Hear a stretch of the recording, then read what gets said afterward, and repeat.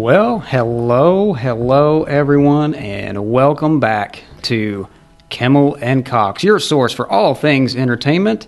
I'm Keith Cox, and I'm joined, as always, by my good friend, Dylan Kimmell. Hey, how's it hanging, everybody? We survived Lexington Comic-Con. We survived. I cannot believe it. That was crazy. That was crazy. It was a lot of fun. Yeah. We met a lot of people. I was estimating that over the course of the 4 days, we probably spoke to somewhere around 120 people out of the, undoubtedly thousands of people who were there. But still really good numbers, I was happy with that. I think we accomplished what we set out to do, which was to promote the podcast, to get our names out there a little bit more, make some new contacts, and hopefully pick up some more followers and subscribers, which we did. I think it worked, and good thing is now we still have, plenty of business cards and things left over. So we're just kind of trying to hand those out, wherever we can. Main goal is to just be out of them. Not have them at all. Yeah, we want to get rid of them, just to kind of make our investment more worthwhile there. But yeah, we had a great time, and just not only meeting people attending the convention, but running into some of our friends and fellow actors and filmmakers, and then other businesses, vendors and stuff who were there. So it was an all around good experience. I'm glad we did it, and hopefully if we do it again next year, and it'll be even bigger and better, because now we know what to expect going into it. So but today we are going to be discussing an extremely talented director, writer, and producer, which we've discussed some of his films already this season, but we wanted to dedicate a celebrity profile exclusively to him. So today we're going to be talking about Christopher Nolan. Christopher Nolan. He is one of my favorite filmmakers of all time.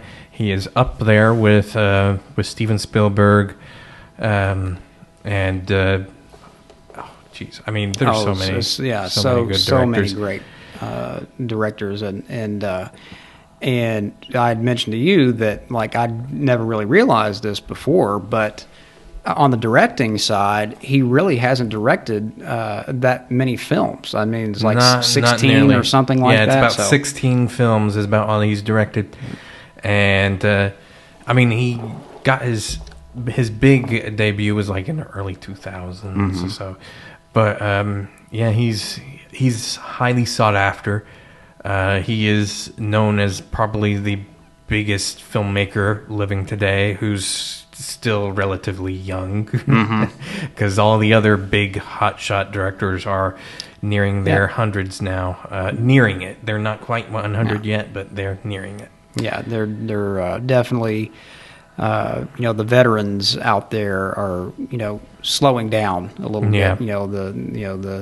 The Steven Spielbergs and the George Lucases and I think I saw that like Clint Eastwood is gearing up for his last film too. Yeah, he's up there. I mean, he's in his 90s now, so late retirement. I don't want to say, that's a very short retirement or anything like that, because I'd want that guy to live forever, honestly. Right.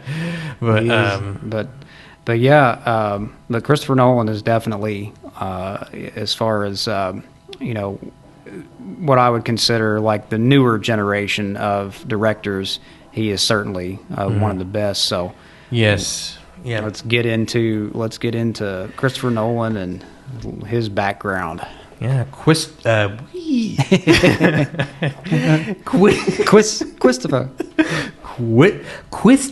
Nolan. Christopher Edward Nolan was born July 30th, 1970. Okay. And he was born in a little town called, Westminster, London. Okay, gotcha. Yeah. To a father who was a British a British advertising. He was in British advertising, so a British advertising executive, and his mother was an American flight attendant.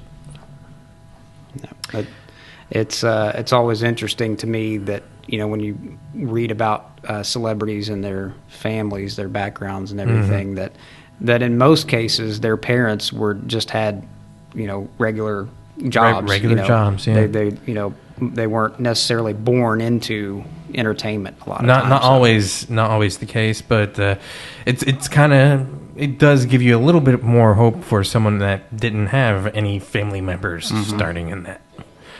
I mean, I do have a family in the industry, and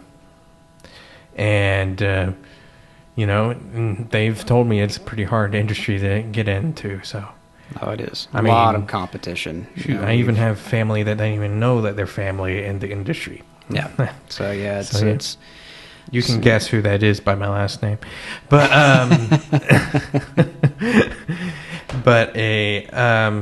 but yeah, it is very interesting. And so based on that alone, you can probably assume that he has dual citizenship in both England and the United States. Yeah, that's a lot of actors and directors do that. You pretty much have to continue working in the industry. So.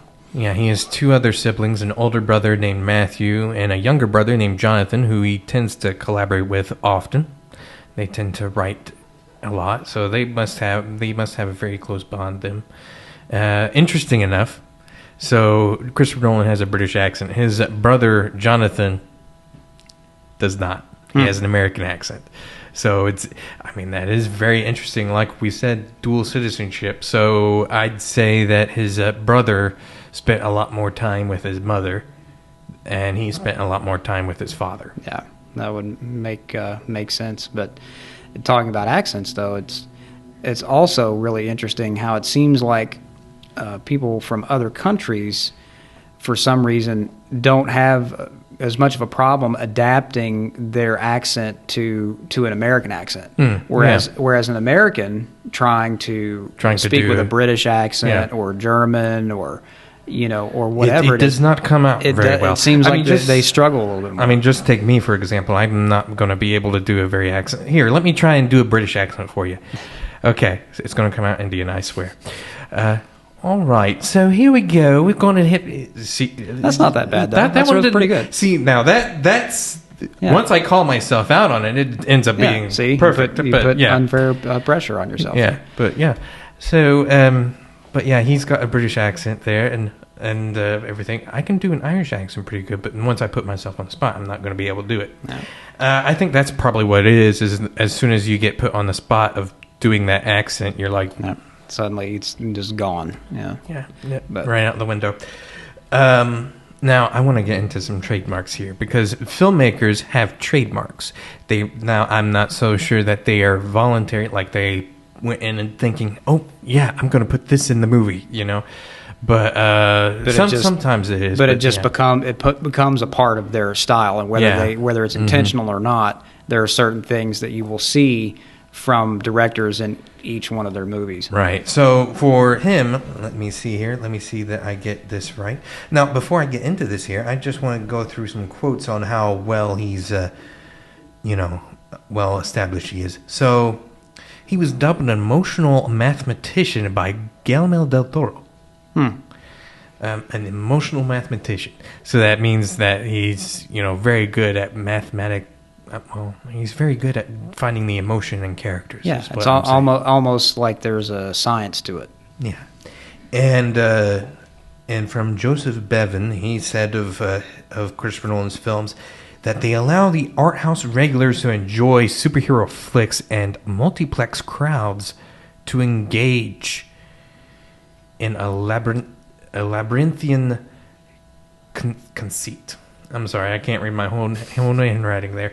But yeah, so, I mean, I'd say that's very true. I mean, you can see it just from his own movies. You're like, there is something art houseian about it.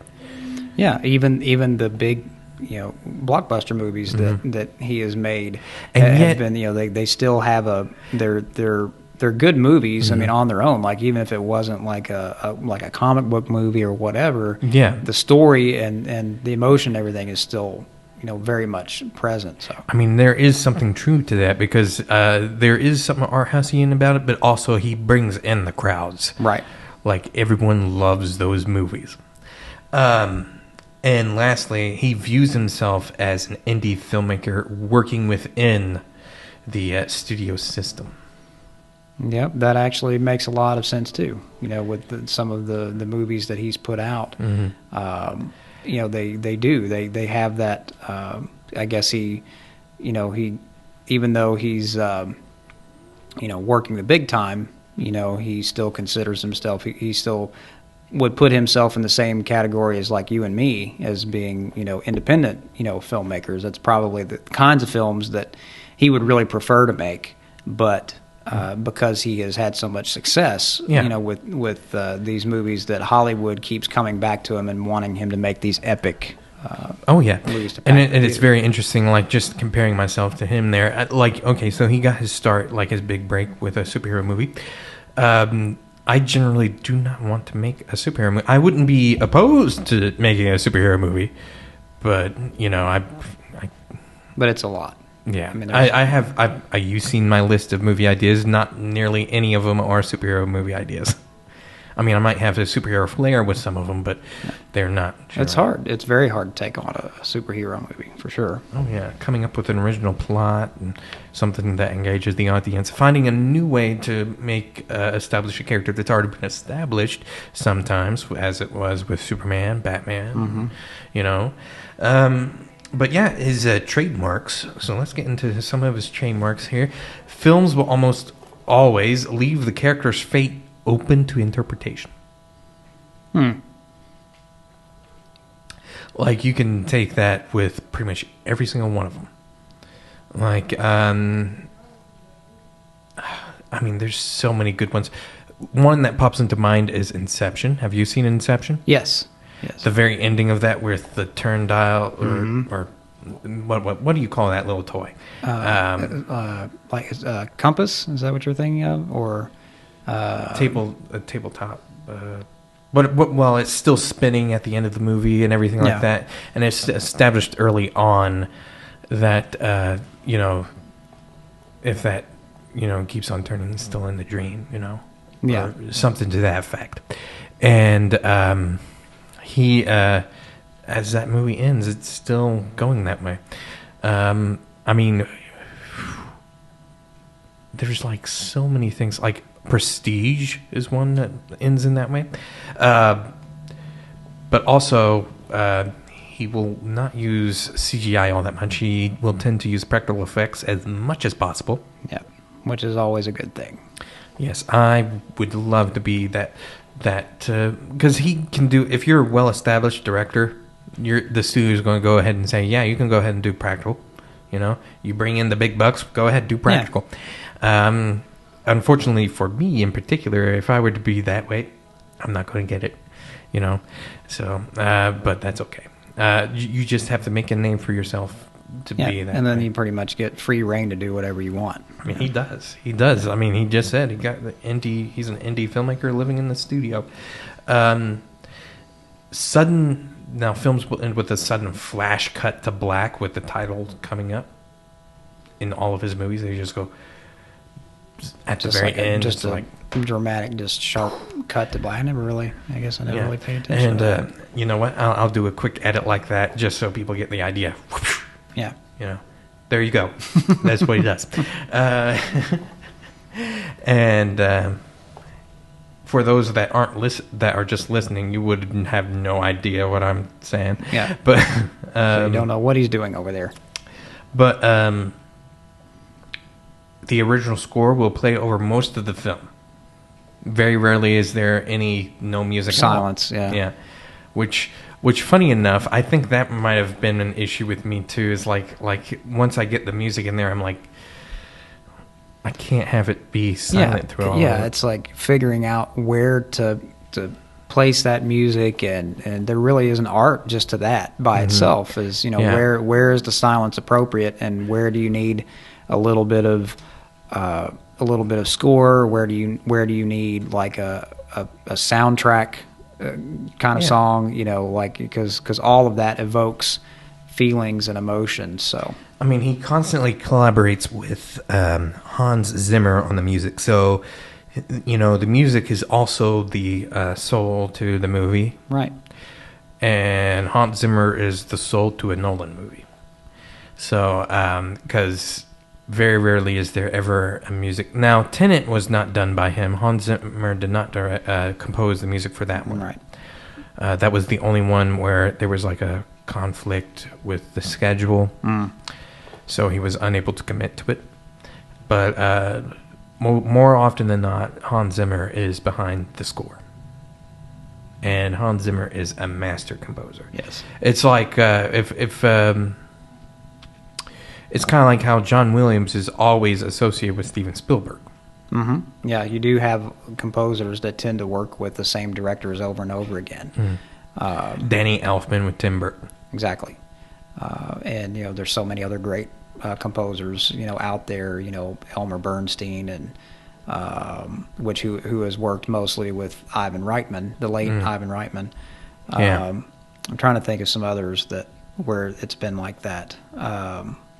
You know, to be honest, the music score going on throughout the entire thing, I even thought about that for our podcast there too, but, you know, honestly, that's kind of hard to do. It is, because just making it appropriate, like, you know, you want to have the right style of music. It can't be too loud. It has to be perfect. And then, you know, having to, you know, do you change the tone of the music depending on what we're talking about? Like, if we have make a composer joke or something listening, funny, do you change that to a more light, you know, comical tone? I'd like to see that. I'd like to see a composer actually come up to us and come up with the music for us. What is our sound? You know, what do you see? Exactly. You know, what do you hear when you hear us talk? We would, you know, based on the types of subjects that we talk about and just our general, you know, our general personality. What is it? What is it? That banter and everything. Like, so yeah, we definitely want to eventually, you know, find a composer to actually compose, you know, maybe an original theme, you know, for us. Some theme music, you know, would be great. Yeah, we would like that. That would be phenomenal. Yeah. Now another interesting thing, the antagonists, and I think this is true. I mean, if you go back into your memory banks here for the others, the antagonists will be motivated by philosophical beliefs, not money. Yeah, I guess that is true. Yeah, now that I think about it. I mean, I'm just thinking about that one line that Heath Ledger's Joker says in The Dark Knight. It's not about money. It's about sending a message. Mm-hmm. So, yeah, and he burns a whole pile of cash. So there's lessons to be learned in these movies, and I guess that's the approach that he takes with the characters. And the protagonists have a desire to return to their children. Some of them, if they have children, they would have a desire to return to them. Films will contain blackmail in some form or another. What was that? Oh, sorry, that was my that was my work. Oh. That was my work phone Okay. Going off there. Oh, It's shoot. like they're either. That's pretty loud. Yeah, it is pretty loud. Can't miss that. The films will contain blackmail. And the films will explore concepts of time appearing in soundtrack, theme, and story and plot. Now, there's a difference in story and plot. I don't think people know that. There's differences in plot and story. Now, my educational side is failing me there, so I cannot educate you on the difference on plot and story. But there's a difference.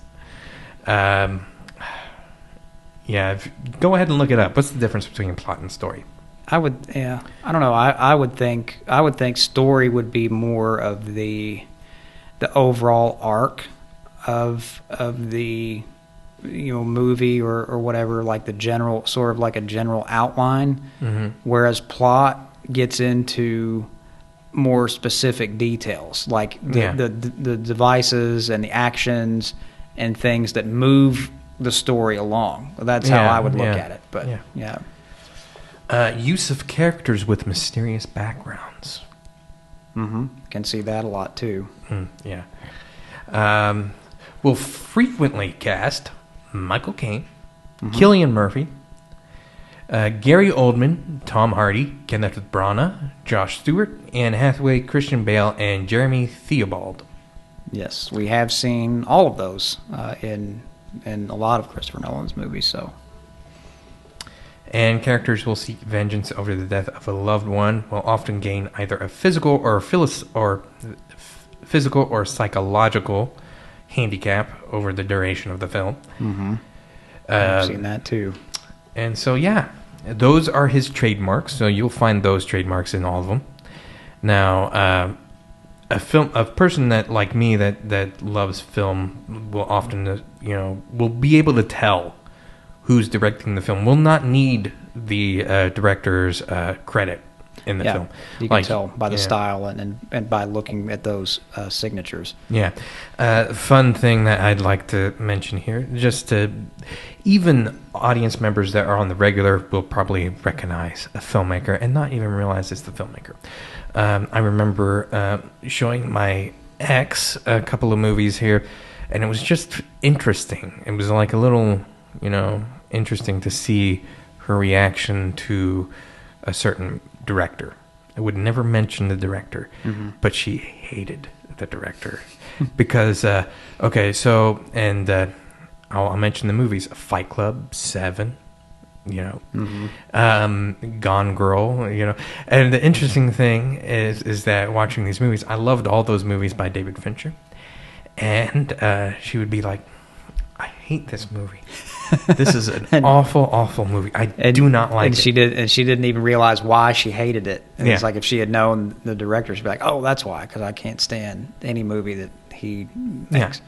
Yeah. So it's very interesting to me, that concept of people, what you like. Mm-hmm. So, influenced at a young age by the work of Ridley Scott and other sci-fi films such as Space Odyssey or Star Wars. He would research extensively on how that movie was made. And he even made a little short film at a young age that was an homage to Star Wars called Space Wars. And he had an uncle that was in NASA, and he gave him footage from that, and he would use that footage in his little movie and had his brother in the movie. His younger brother Jonathan was in that little short film. And by his teens, he ended up working with Adrian and Rocco Bellick, making a little film called Tarantella that was showcased on Image Union, an indie film and video showcase that was on PBS. Oh, okay. A little public access television there. So that's very interesting. So already starting to see his... Yeah, interesting way to start, but still kind of being in the public eye. Yeah. Now, he was educated at Haileybury and Imperial Service College, and later studying at English Literature University College, or he studied English Literature at University College London, UCL, using UCL's filmmaking facilities, and as president of the Union's Film Society with his then girlfriend, future wife, and future producer Emma Thomas. Oh, yes.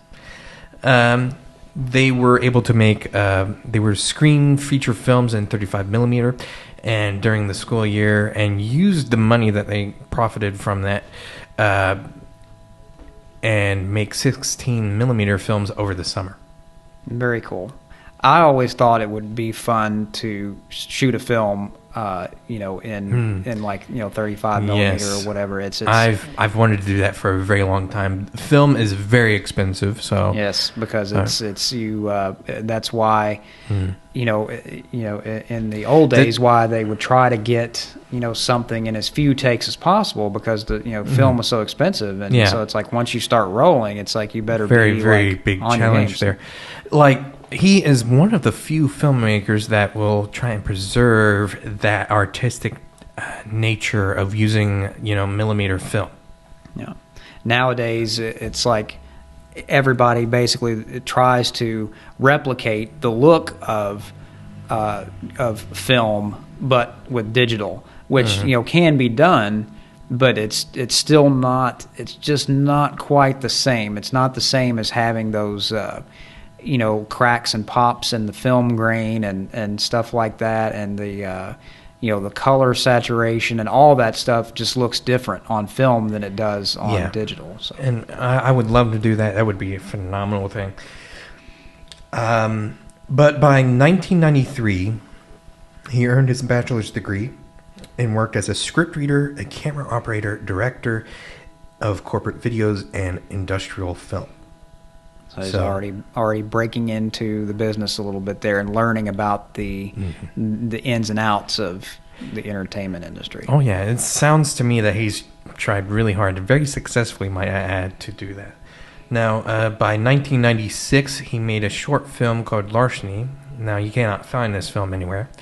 A short film called Larceny that appeared at Cambridge Film Festival. And by 1997, a little short film called Doodlebug. Now, this little film you can find, if you buy his feature film, The Following, you can buy this on Criterion, and it actually has the little short film, The Doodlebug, on there. Oh, on okay. The special features. Okay. So you can watch that. Now, The Following is only available in Criterion. You can only find it there, which honestly, The Following, now this is a movie that is phenomenal. Now, this is his big break. The Following is.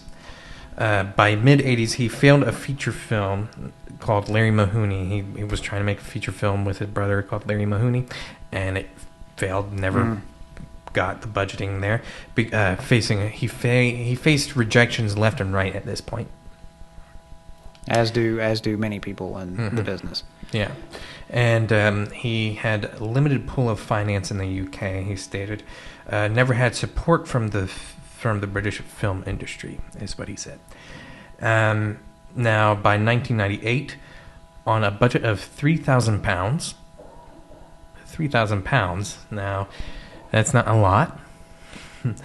Starring Jeremy Theobald, a full year to make this movie. Cast and crew were friends of Nolan's, and they all had employment with full-time jobs. They all had full-time jobs, and you know how hard it is to work with a full-time job. Yep. So all of them had to work on Saturdays, so I imagine they'd be skeleton crews on that. Yep. Saturdays only. Entire year making this movie. Oh, yeah. And you and I think have both experienced that. I know I, have seen that with limited equipment. Yeah, little short film that I did, Jenkins Choice, that was like a 26-minute film, but it took us 3 months to film it for that very reason, because we could only film on certain days. Pretty much everybody that was working on the cast and crew had day jobs. And so literally we were really only filming on weekends and maybe occasionally an evening, like through the week. And so it stretched out over 3 months. I think it was only 11 actual days of filming. Yeah. But those 11 days were stretched across 3 months. So yeah. And the longer you string something like that out, obviously it's not like, shooting a movie like consistently for several weeks at a time, because people's looks change, their hairstyles change, either their hair starts growing out, or they start losing their hair, or whatever, and so you have to make you have to make adjustments, there to try to maintain a consistent look. So there's all kinds of difficulties that can play into it when you're filming for that long. Oh yeah. But I just found that phenomenal that he was able to make that, because this was his big break. It ended up being in film festivals and won a whole bunch of awards. And this actually got him to make his big film debut, starring Guy Pearce and what's her name, Carrie Ann Moss. Memento, which was based off of a short story that his brother had wrote called Memento Mori. Now that is a very good film. That was released in 2000 and distributed by new market. It was rejected by nearly every studio. And yep, we've seen that kind of thing time and time again too. It's like sometimes you shop around a script to several big studios, and and you get lucky if you find that one that bites and says, okay, we'll do this. And so yeah, and then by 2001, he and his wife founded Syncope Inc. Oh yeah. So they have a producing company together. And by 2002, impressed with Memento, Steven Soderbergh. Soderbergh. Soderbergh. Yeah, thank you. Recommended Nolan for Insomnia to Warner Brothers. Warner Brothers wanted a big name director, obviously, but Soderbergh was like, get this guy. Yeah. And lo and behold, we get Insomnia starring Al Pacino and Robin Williams. Yeah, there you go. Now you've got big names attached to your projects. It's like you can see the progression in his career. Like from where he started and mostly just working with friends, and it's like now you've got big. It doesn't get much bigger than guys like that. So now he almost directed a Howard Hughes biopic. Now I found this interesting because I read somewhere that was going to star Jim Carrey as Howard Hughes.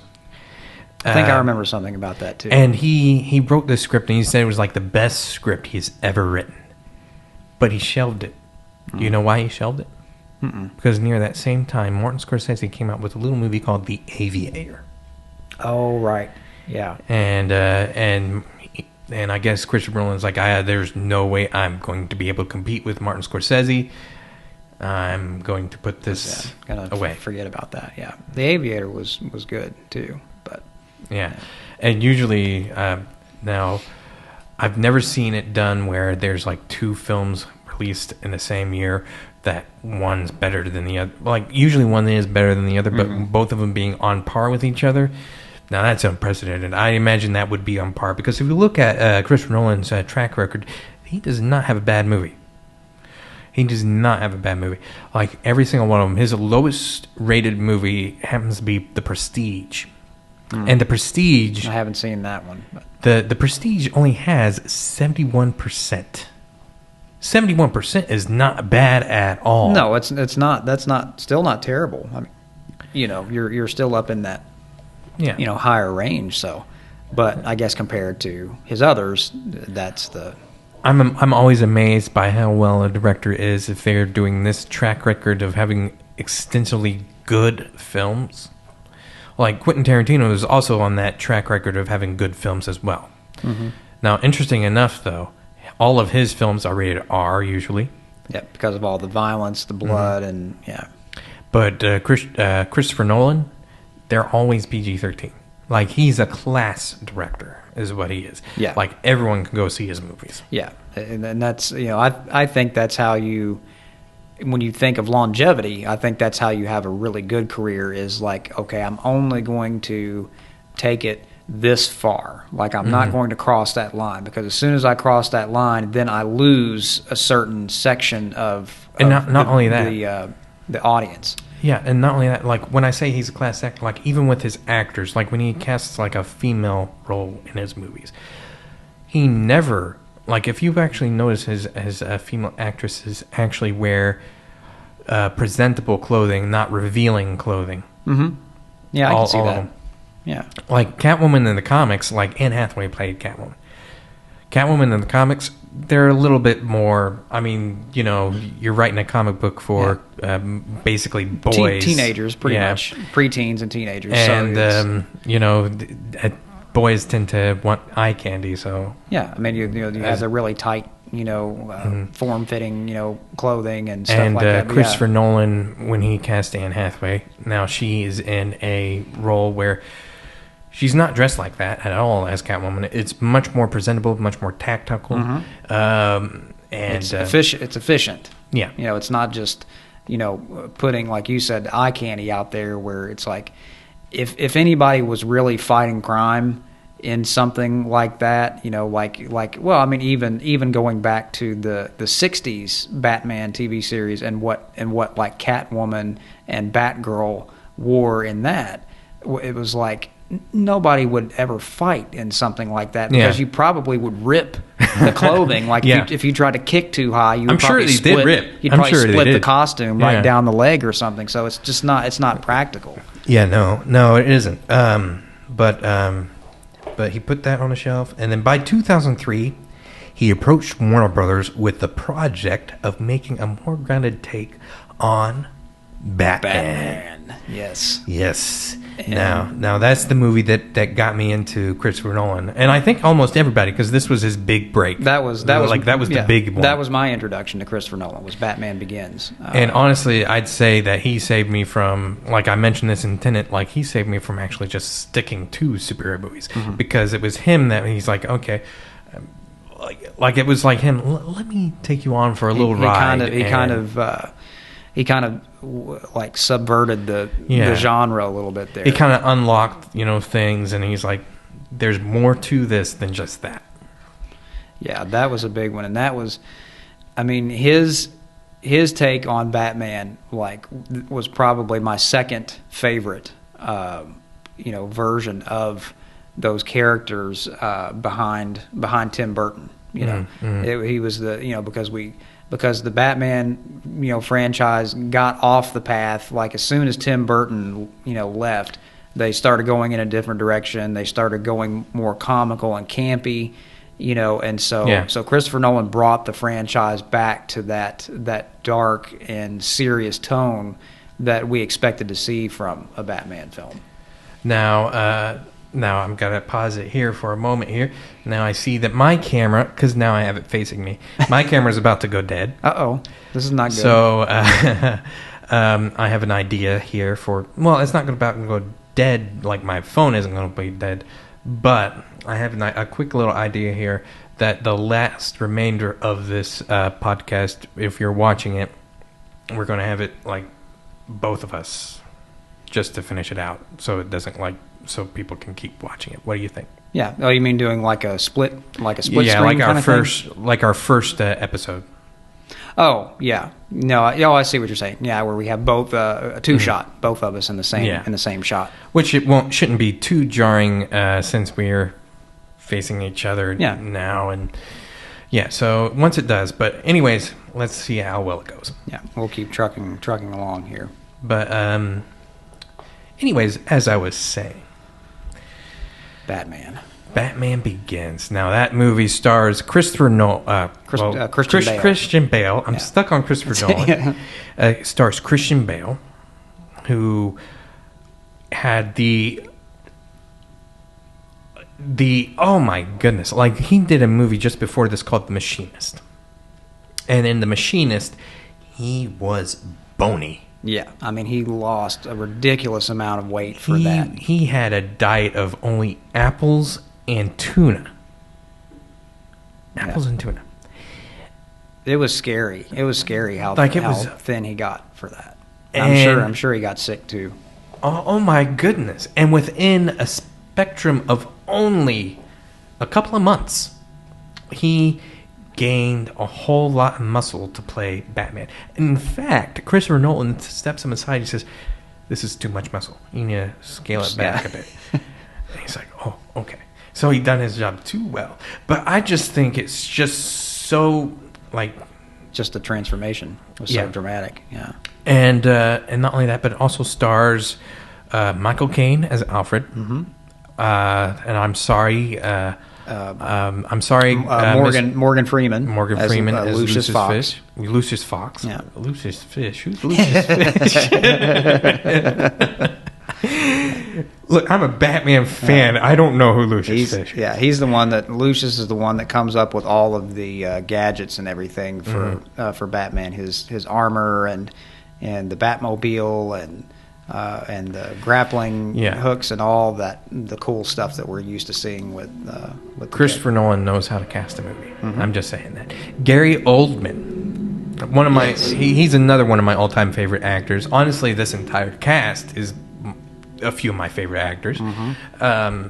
as Jim Gordon. Jim Gordon. Now, that guy is chameleon in pretty much every single role. Oh, my gosh. Yeah, he's almost, unrecognizable in a lot of, his roles. I keep thinking of, was it Hannibal? Yeah, he was in Hannibal. The Fifth Element. Yeah. I mean, I love that role. He really transforms himself for just about any role that he does. Leon the Professional.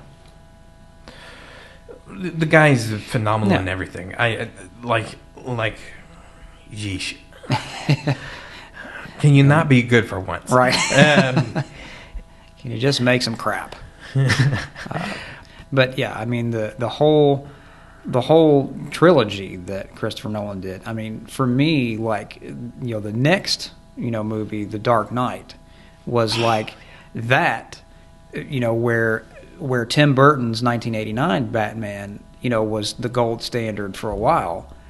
When The Dark Knight came along, it's like he set the bar again. Christopher Nolan set the bar again. As a matter of fact, such a good movie. As a matter of fact, because of his movies, Dark Knight and The Dark Knight Rises and everything like that, superhero movies after that wanted to follow suit and copy him to very ill effect. Because one, you're not Christopher Nolan, so. But yeah, that Batman Begins was phenomenal. That was followed by the 2006 movie The Prestige, starring Hugh Jackman, Michael Caine, and Christian Bale. And David Bowie. David Bowie was in this movie too. You've got to see this movie too. Scarlett Johansson, before she ended up big time, because I don't think she was as well known at this point. Yeah, that would have been earlier in her career, for sure. She played a love interest to, I believe it was Hugh Jackman's character. And her character dies in a freak accident.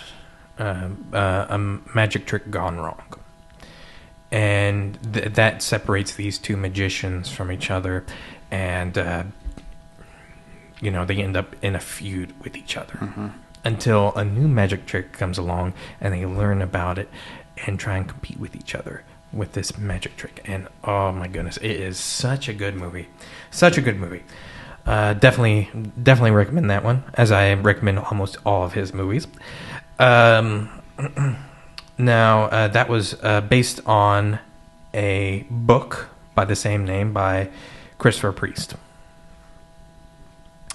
And that was followed by the 2008 movie, The Dark Knight. Yes, that was just so phenomenal. I mean, you had, Heath Ledger, as the Joker. Up to that point, I didn't think that you didn't think anyone would be able to top Jack Nicholson, right? But he took it. He played it differently. He took it in a different direction. But I'm like, my gosh, he was just so disturbed and but at the same time almost likable, and it was he really balanced that perfectly of being this villainous person, but it's like he almost he would make you laugh. That's what the Joker does, is he's murdering people, but somehow he finds a way to make you sort of like him a little bit. And the interesting thing about that is my little sister Trinity, she does not like Batman, hates Batman. I showed her Dark Knight, and I said, "What do you think?" She's like, "My goodness, that was good." It was hard to deny how good it was. The sad thing is that I was like, "Yeah, it's sad we can't get any more of his Joker." And she said, "Yeah, they moved on from that. Yeah, and he's passed away too." And she's like, "He what? What?" Oh, it's storage is full. So we've reached the end of there. Camera.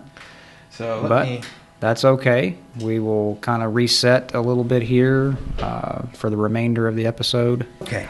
So now we're back on track a little bit. Sorry for any little glitch there with the editing, but these are the things that happen sometimes with technology. So, but anyway, we were to continue talking about The Dark Knight. Obviously, Heath Ledger's Joker was so memorable, and and then you had Aaron Eckhart as Two-Face. Yeah. Very different take on that character than what we had seen previously. Like Tommy Lee Jones as Two-Face was very cartoony. It was okay, but it was a little bit goofy. But his take on Two-Face, like, to be honest, I don't know if you can do Two-Face now because that was too good. Yeah. Aaron Eckhart was really good on that. And also, I mean, this movie is like one of the first superhero movies to earn awards. Mm-hmm. Now, it's been nominated several times, and now it won for Best Sound Editing and Best Supporting Actor Heath Ledger posthumously. Yeah. Which was well deserved. Heath Ledger's performance was just so well done. And unfortunately, he passed away before he even got to see the movie finished. Yeah. But it was a well done performance, and to be honest with you, there's not been a good Joker since.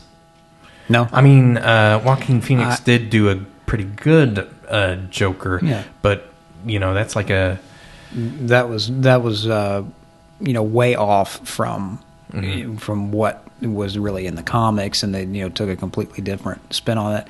And I didn't really care for Jared Leto. I didn't really care for his portrayal either. I think he was probably the worst that we had seen, and I didn't really care for Jared Leto either. And we have another new Joker in Batman. He's been cast, Barry Keoghan. Mm-hmm. Yeah. Which we didn't really get to see much of him in that, so it'll be interesting to see. So it's going to be interesting to see how he is. But we'll see. But following The Dark Knight, we had 2010's Inception. Mm-hmm. Dreams within dreams within dreams. Now that is espionage on another level. Many of his movies do include spies. Mm-hmm. So that's like a Cold War movie, but with dreams. Getting ideas from people's heads and everything like that. Oh, yeah. Look at this. Like it's very good. Starring Leo DiCaprio, Tom Hardy, Joseph Gordon-Levitt. Mm-hmm. Then at that time, Ellen Page, right? What's her name now, or his name? It escapes me now, but I know who you're talking about. I apologize. Yeah. But anyways, someone will tell me. Yeah. But someone will correct us. But that was a very good movie as well. Highly recommend that one. And that was followed by the finale of The Dark Knight. Trilogy. The Dark Knight Rises. Yes. Which was... it was... I don't feel like it was as good as The Dark Knight. No, definitely not. I would probably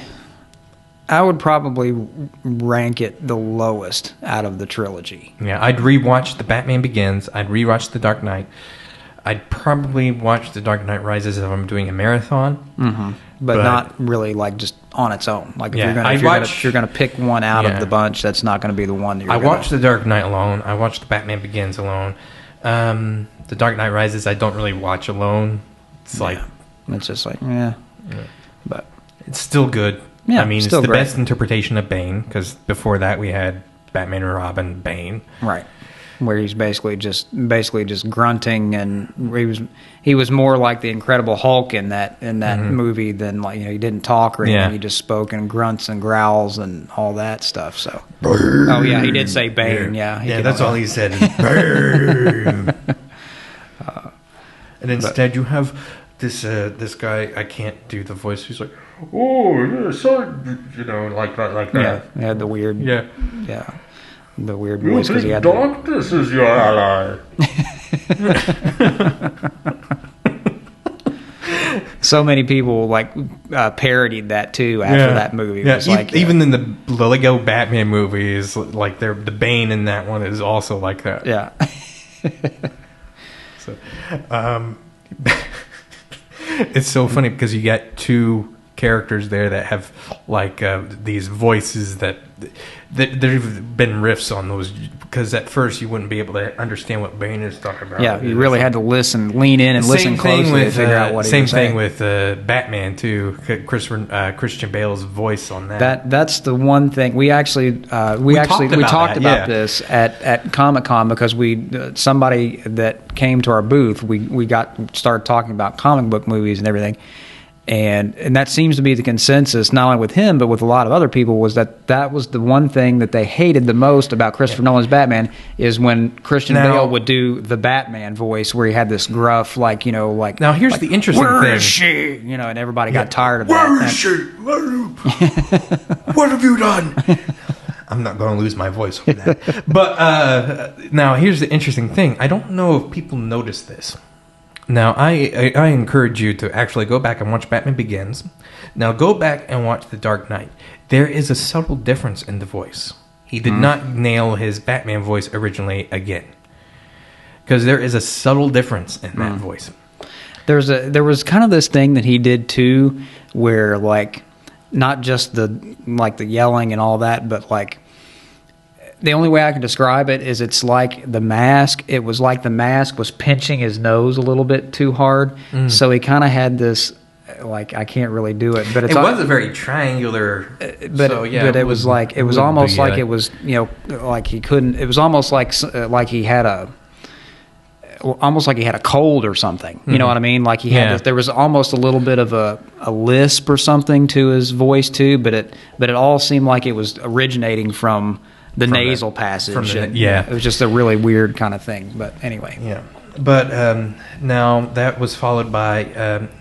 he did end up producing, because he was pitched by David S. Goyer, who was a co-writer for those movies. He was pitched to direct Man of Steel, but he didn't want to do another superhero movie. Yeah. So what he ended up doing is he hired Zack Snyder, impressed with 300 and Watchmen. And then he produced Man of Steel. Now, I actually loved Man of Steel. Man of Steel was the one movie that actually got me into Superman, because I was not a big Superman fan. If anything, I guess it took Zack Snyder and Christopher Nolan to get me to appreciate Superman. Whereas I grew up on the Christopher Reeve Superman movies, and so that was I mean, I do up until that point, that was my favorite Superman, and it's and you go back and watch them now, and they are dated. I mean, compared to what we get now. I mean, but honestly, character-wise, he just nailed it. Now, I will say that was probably the best Lex Luthor that we ever got in live action. True, Gene Hackman.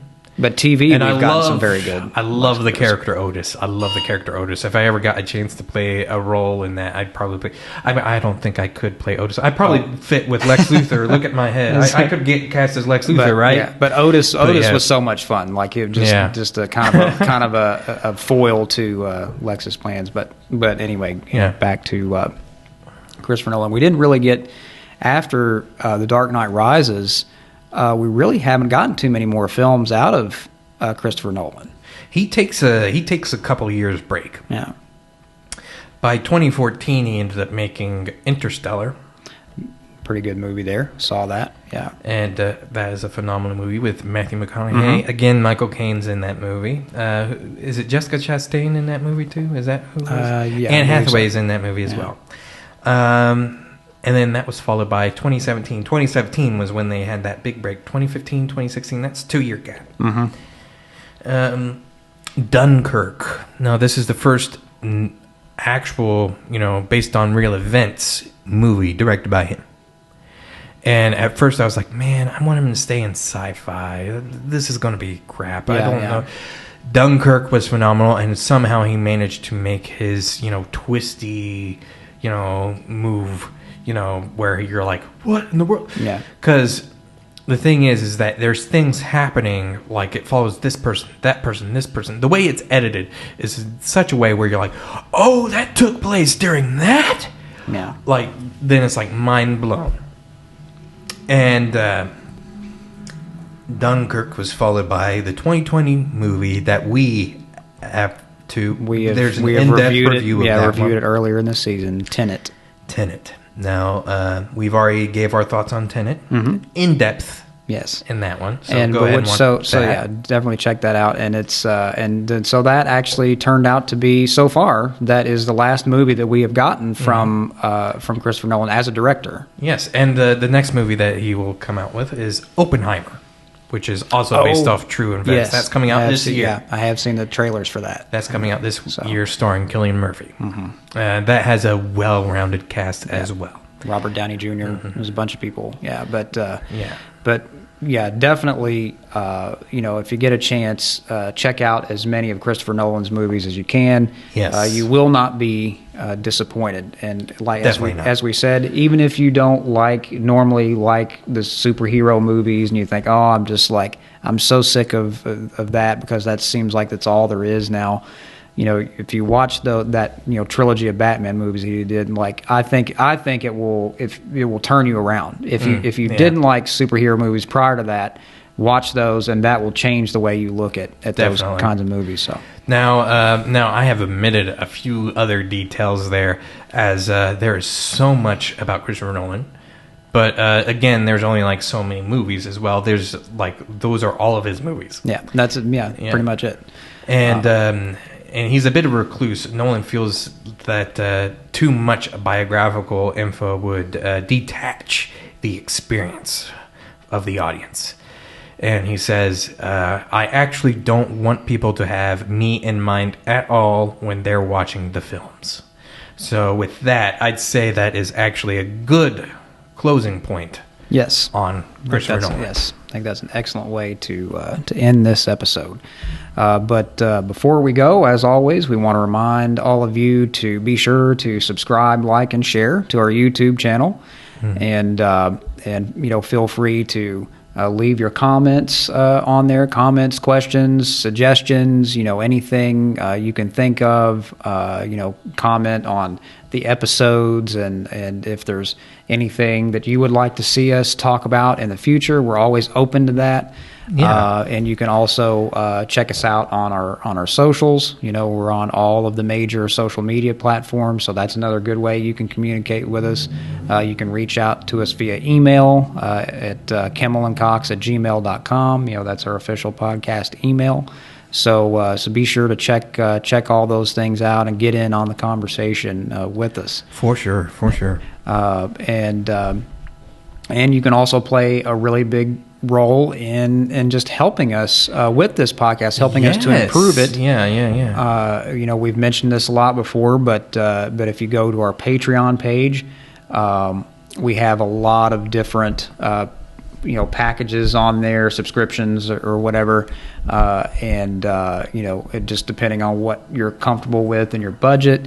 But you can play an instrumental role in taking this podcast to the next level, just by contributing to it, and because we want to bring you the best show that we possibly can, the best content that we can possibly can. There's a whole multitude of things that we want to improve upon already, and we can't do it without the support of our audience here. We can, but it's probably going to take a lot longer to get there. Because we're that's. The majority of the equipment that we're using right now has been graciously supplied by Dylan. He's putting his hard earned money into this, and we both even like with LexCon. We split all those expenses right down the middle, because it wasn't really cheap to be there. I mean, just to have a booth, just to have a space, at a place like that. And so, we're right now, all of those expenses are coming out of our own pocket.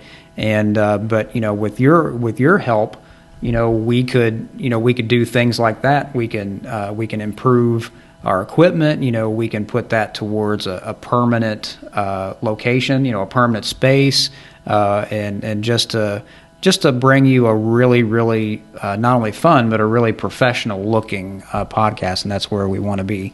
So, so again, go on there, check that out, and take a look at some of those perks that we're offering. And I don't know. Do we want to mention what our next episode is?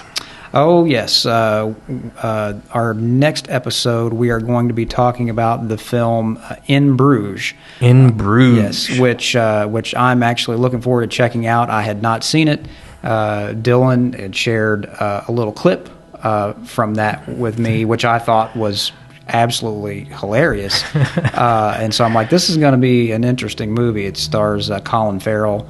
So looking forward to digging into that. So we hope you'll join us for that next week. But in the meantime, as always, be good to yourselves. Please be good to yourselves. And we'll see you next time around.